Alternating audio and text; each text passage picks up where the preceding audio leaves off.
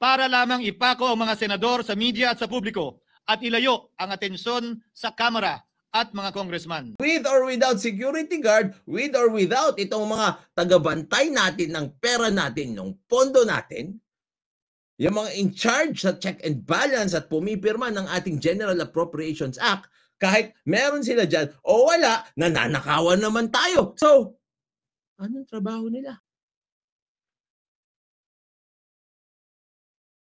Diba? Para lamang ipako ang mga senador sa media at sa publiko at ilayo ang atensyon sa Kamara at mga congressman. Bakit nga ba? Wala. Anong ginagawa ng batas? Ginagawa nilang batas, pagbabawas sa buwis o pag-exempt sa buwis sa kanilang mga negosyo katulad ng mining. Wala man lang tayo napipakinabangan dun sa mga kanilang pinapasa. Imbis na madagdagan yung benepisyo o yung karapatan ng mga seafarers, nabawasan. Oh, ano nangyayari ngayon? Nagdudusa sila dyan sa ginawang batas ni Raffy Tulfo. Doon sa mining, dapat makakakuha tayo ng malaking buwis dyan. Tine-exempt pa sa tax.